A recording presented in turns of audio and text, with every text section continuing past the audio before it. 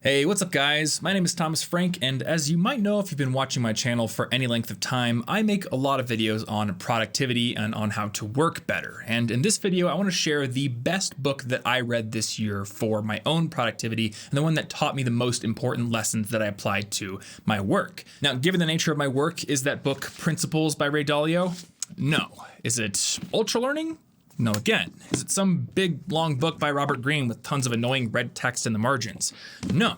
It's actually a book by somebody who doesn't really work in the productivity or self-help or career success industries whatsoever. The book is How Music Works by David Byrne, who is the founder, or at least one of the founding members, of the band Talking Heads. Now, like I said, the author of this book is not a productivity consultant. He's not some self-help guru. And this book isn't a productivity book at all. It's a book about how music works. A lot of it is about his own life and performance. It's about recording technology and how it's changed. It's how the production of music has changed. Nonetheless, the lessons that I took from this book have impacted my work and improved the way that I do it more than the lessons I took from any other book that I read this year. And in this video, I want to share 3 of them that I think are going to help you as well. So the first big lesson that I took from this book is that creative works often come out of a specific context, like a specific audience that an artist is trying to reach, or a specific venue in which they have to play. In other words, creativity is improved by having limitations placed upon us. And this is actually kind of the opposite view that most people have when they think of great artists. We often think that artists just have this amazing idea come to them in the middle of the night, that they just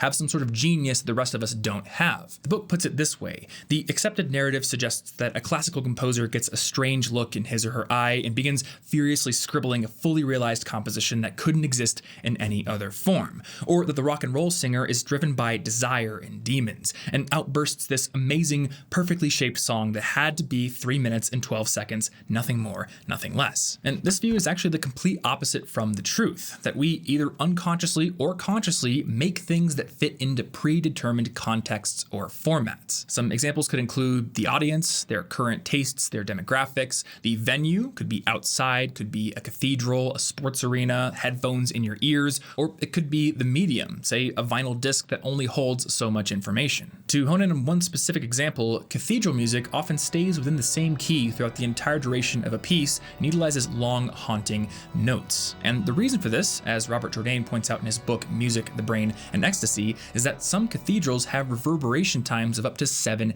seconds, which is incredibly long. And within an environment like this, music that uses lots of complex percussive sounds or that modulates between different keys becomes a chaotic mess really, really quickly. So the lesson that I took from this part of the book is that a lack of limitations or a lack of context is actually a bad thing for being creative or for getting things done, because when you have limitless options, you often just choose none of the above. You've probably seen the power of limitations at work in your own life as well. I mean, how many times have you found yourself under a tight deadline and actually been more focused as a result?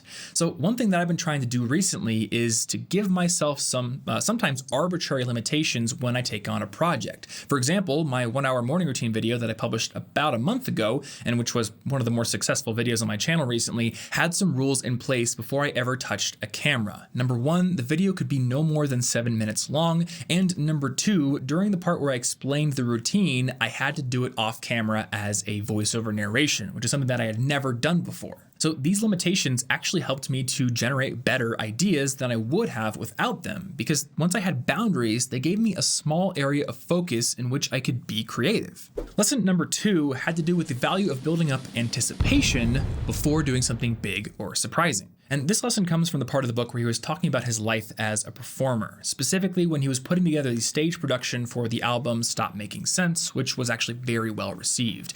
And the concerts that they were putting together for this album weren't your normal average pop concerts. There were all kinds of additional elements. He tried to take inspiration from different types of Broadway theater and Asian theater. So there was a lot going on in these productions. And during the filming of the first few shows in Los Angeles, he was able to meet and get some critiques from a Beijing opera performer who was pretty blunt with what he had to say. And one of those things was about the value of building up anticipation for the audience before doing something surprising. Here's how he puts it in the book. One adage was along the lines of needing to let the audience know you're going to do something special before you do it. You tip them off and draw their attention to you, and you have to know how to do it in a way that isn't obvious, or toward whoever is going to do the special thing. Now, he notes that this is kind of counterintuitive, and you'd think so as well, because if you tell the audience what you're going to do before you do it, you spoil the surprise, right?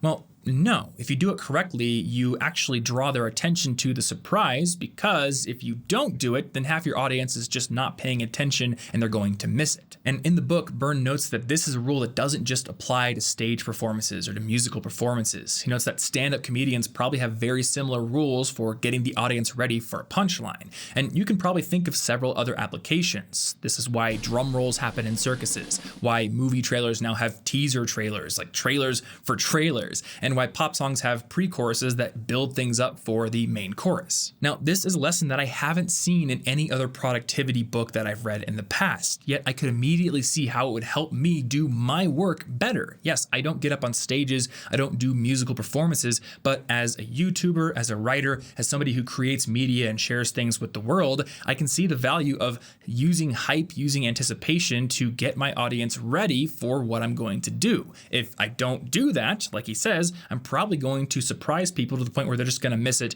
or not care. And that brings us to the third lesson, which actually isn't contained within the pages of this book at all, but is more a meta lesson that kind of dawned on me as I was reading this. Don't just learn from productivity people. Don't just learn from self-help gurus and people who write about career success. Instead, try to branch out a bit. I know that when I was younger, I was pretty single-minded about trying to become more productive, trying to get ahead in my career. And as a result, I had tunnel vision. Whenever I'd go to a bookstore, I would immediately make a beeline for the business section or the self-help section, and I would kind of exclude all other sections. And I know a lot of other people who do the exact same thing. People are always asking me, what's the best productivity book that you read this year? But the thing about people who write about productivity, the thing about people who are in the self-help industry, is that they tend to have a pretty narrow band of work experience, especially when we're talking about careers that span many, many decades. People in these industries tend to make their livings in just a few ways, either in mass media production, recording audio, recording videos like this one, because I am including myself in this group of people, or writing books, or they're people who run businesses or who speak on stages. And I'm not saying this to belittle any of those things or to belittle these people, because those are important things and there's a lot you can learn from them. But again, it's a very narrow band of experience compared to all the different professions and pursuits that are out there. So don't just focus your attention on the business and the self-help gurus at the exclusion of all other voices. At the very least, read accounts from people who have done what you want to do or who work in the industry that you want to break into. Personally, I want to play more music in the future, which is why I read a book by a musician. But I think you should go even further than that. I mean, I don't particularly want to go get into the opera, but the lessons I took from that opera performer who was talked about in this book are definitely applicable to my work as a YouTube producer. People who work in specific industries often learn lessons that really can't be learned in other places, but that are applicable to those other places nonetheless. And this is also an argument for digging into new fields and exploring new areas on your own. When you do this, you gain new insights that you can then creatively apply to anything else that you've already been doing. For just one example, Brian May, the guitarist for Queen, used his physics background to figure out how to create that stomp clap effect in We Will Rock You. And most people wouldn't think that you would use a physics background as a musician, but well, there you go. And if you want to learn about physics or math and science in general, then you should check out Brilliant. Brilliant is a learning platform that helps you quickly improve in these areas, along with computer science, through an incredibly active, hands-on learning experience that includes interactive challenges, storytelling, and even code writing. Their library of more than 60 courses includes a complete math suite that spans everything from the fundamentals of number theory to calculus and differential equations and statistics. There are science courses like classical mechanics and the science of waves and light, and computer science courses that cover algorithms, data structures, and even how search engines work. And because all these courses are so interactive, you'll find yourself really stretching your problem-solving abilities as you work through them, which helps you become an overall better thinker. Now, you can start learning for free with our daily challenges feature right now by going over to brilliant.org/thomasfrank and signing up. And if you were one of the first 200 people to use that link and sign up, you're going to get 20% off their annual premium subscription, which gives you access to the entire library of in-depth courses. Big thanks, as always, to Brilliant for sponsoring this video and supporting my channel, and thank you for watching as well. Hopefully you found this video helpful, and if you did, hit that like button, get subscribed right there, and maybe check out one other video right over here if you haven't seen it already. Thanks again for watching, and I will see you in the next video.